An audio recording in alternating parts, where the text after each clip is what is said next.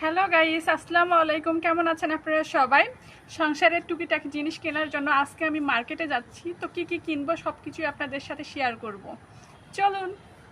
আজকে আমার টোনাটুনি সংসারের জন্য টুকিটাকি বাজার করতে আসলাম, বিকজ টোনাটুনির নতুন ছোট্ট সংসারে একটার পর একটা জিনিস কেনা লেগেই আছে। এই ছোট্ট সংসারের জন্য যেটাই কিনি না কেন সেটাই যেন কম হয়ে যাচ্ছে। আগে বুঝতাম না, সংসার করতে এসে বুঝতে পারতেছি একটা সংসারে কম জিনিসের প্রয়োজন পড়ে না। আগে যখন আম্মুকে বলতাম এত জিনিস কেন কিনতিছো, কিসের জন্য প্রয়োজন এত জিনিসের, তখন আম্মু বলতো এখন বুঝবি না, যখন তুই নিজে সংসার করবি তখন বুঝবি এত জিনিসের কিসের প্রয়োজন। সংসার ছোট হোক বা বড় হোক, জিনিসপত্রের প্রয়োজন সমানই থাকে। আর ছোট্ট এই সংসারে অনেক কিছুরই অভাব আছে, কিন্তু ভালোবাসার কোনো কমতি নেই। তাই আমার ছোট্ট জীবনে কোনো আফসোসও নেই। ভালোবাসার মানুষের সাথে ঘর করতে কয়জন পারে? ভালোবাসলেই শুধু হবে? ভালোবাসার মানুষের সাথে বিয়ে করে সংসার করার জন্য আলাদা একটা ভাগ্য থাকতে হবে। কারণ আমি দেখেছি আমার চোখের সামনে অনেক অনেক ভালোবাসা ভেঙে যেতে, যেটা কখনো কল্পনাও করিনি। কারণ সে ভালোবাসার মানুষদের ভেতর এত ভালো সম্পর্ক ছিল যে দেখে মনেই হতো তাদের এই জুটি কখনো ভাঙবার নয়। তারপরেও দিন শেষে দেখা যায় এত ভালোবাসা দেখেও মানুষ কেন একটা সময় পর আমাদের থেকে অনেক দূরে চলে যায়। এই দূরত্বের পরিমাণ এতটাই বেড়ে যায় যে এই জীবনে আর সেই দূরত্ব কখনোই কমে না। আমারও মাঝে মাঝে খুব ভয় হতো আমার ভালোবাসার মানুষটাও যদি ঠিক এমনই করে, কিন্তু বলতে হয় আল্লাহ আমাকে কপাল গুণে এমন একটা মানুষ দিয়েছে যার সঙ্গে লাখ লাখ বার বললে ভুল হবে, কোটি কোটি বারেরও বেশি ব্রেকআপ হয়েছে। তবে এতবার ব্রেকআপ হওয়ার পরেও, এত ব্ল্যাক লিস্টে থাকার পরেও কেউ কারোর সাথে একদিনের বেশি সময় ধরে কথা না বলে থাকতেই পারি না।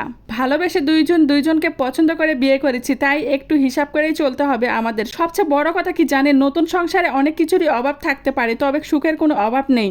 কারণ অনেককে দেখেছি যারা প্রতিদিন মাংস ভাত খেয়েও সুখী হতে পারে না, কারণ তাদের সংসারে সুখ থাকে না। আর কেউ শাক কচু পাতা খেয়েও অনেক সুখী আছে, কারণ তাদের সংসারে সুখ আছে। সুখ পাকে এমন একটা জিনিস যেটা চাইলেও সবাইকে ধরা দেয় না, আবার অনেকে না চাইতেও হাতের মুঠোয় পেয়ে যায়। একটা কথা কি জানেন, যে কোনো সংসারে ছোট থাকে আর ছোট থেকেই বড় হতে হয়। আমার আম্মু বলে একটা সংসারে ছেলে যতই ইনকাম করুক না কেন, বউরা যদি হিসাবই না হয় তাহলে সেই সংসার কখনো বড় হতে পারে না। মেয়েদের একটু হিসাব করেই চলাফেরা করতে হয়। আমি কিন্তু হিসাব বলতে এখানে কিপটামো করাকে বুঝাইনি, হিসাব বলতে অপচয় করাকে বুঝিয়েছি। কারণ ছোট্ট সংসারে অনেক কিছুরই প্রয়োজন হবে, তাই আমাদের প্রয়োজনীয় জিনিসগুলো কেনাই উচিত। কিন্তু যেটা আমাদের প্রয়োজন নয় সেটা কিনে টাকা নষ্ট করার কি দরকার?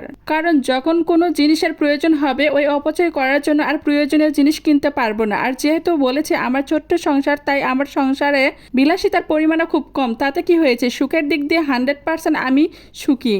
আমি মনে করি জীবনে কোনো কিছু পেতে গেলে অবশ্যই কষ্ট করতে হবে। যেমন আমার এই ভালোবাসার মানুষের সাথে সংসার করার ইচ্ছাটা পূরণ করতে গিয়ে অনেক কষ্ট করতে হয়েছে। বিকজ আপনারা যারা ভালোবেসে বিয়ে করেছেন তারা অবশ্যই জানেন যে পছন্দের মানুষকে নিজের করে পেতে কতটা কষ্ট করতে হয়।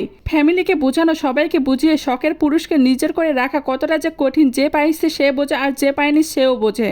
হয়তোবা ভালোবেসে বিয়ে করেছি বলে এখন আমার সব স্বপ্ন পূরণ হচ্ছে না, তবে ইনশাল্লাহ ভালোবাসার মানুষকে যখন পেয়েছি তাহলে বাদবাকি স্বপ্নও আল্লাহ তাআলা পূরণ করবে। অপেক্ষা শুধু সময়ের। আপনারা সবাই ভালো থাকবেন আর আমার জন্য দোয়া করবেন। আবারও দেখা হবে নতুন একটা ভিডিওতে।